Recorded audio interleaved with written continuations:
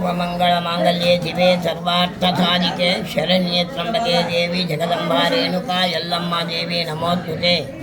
ಈಗಾಗಲೇ ಕರ್ನಾಟಕ ರಾಜ್ಯದಲ್ಲಿ ಹಾಗೂ ಭಾರತ ದೇಶಕ್ಕೆ ಈಗಾಗಲೇ ಗೋಚರಿಸುತ್ತಿರುವಂಥ ದಿನಾಂಕ 3/3/2026 ನಡೆಯುವಂಥ ಆ ಹೋಳಿ ಹುಣ್ಣಿಮೆಯ ದಿನ ಸಂಪೂರ್ಣವಾಗಿ ರಕ್ತಚಂದ್ರಗ್ರಹಣ ಪ್ರಾರಂಭ ಗೋಚರಿಸ್ತಾ ಇದೆ. ಅದು 3:27 ಗ್ರಹಣವು ವೇದಾರಂಭವಾಗುವುದರಿಂದ ನಾವು ಈಗಾಗಲೇ ದೇವಸ್ಥಾನದಲ್ಲಿ ನಾವೇನು ಮಾಡ್ತಾ ಇದ್ದೀವಿ ಅಂದರೆ ಈ ದಿನ 12 ಗಂಟೆವರೆಗೆ ಭಕ್ತಾದಿಗಳು ಬರುವಂಥ ಭಕ್ತಾದಿಗಳ ದರ್ಶನ ತೀರ್ಥಪ್ರಸಾದ ಮತ್ತು ಆರತಿಯನ್ನು ಕೊಡ್ತಾ ಇದ್ದೀವಿ. ಆದರೆ ತೀರ್ಥಪ್ರಸಾದ 12 ಗಂಟೆಯಿಂದ ಸಾಯಂಕಾಲ 6:45 ಯಾವುದೇ ತೀರ್ಥಪ್ರಸಾದ ಹಾಗೂ ಆರತಿ ಇದನ್ನು ವಿಧಾನಗಳನ್ನು ಕೊಡುವುದಿಲ್ಲ. ಯಾವುದೇ ಪೂಜಾ ಇದಕ್ಕೂ ಕೂಡ ವಿಧಿವಿಧಾನಗಳು ನಡೆಯುವುದಿಲ್ಲ.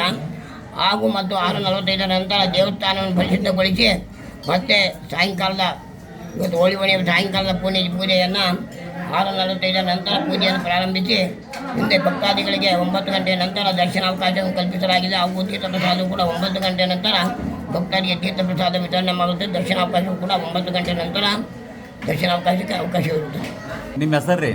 ನನ್ನ ಹೆಸರು ಕೆ. ಯಡಿಯೂರಯ್ಯ ಅಂತ ರೇಣುಕಾಯಲ್ಲಮ್ಮ ದೇವಸ್ಥಾನದಲ್ಲಿ ಆಗಮಿಕರಾಗಿದ್ದೇನೆ.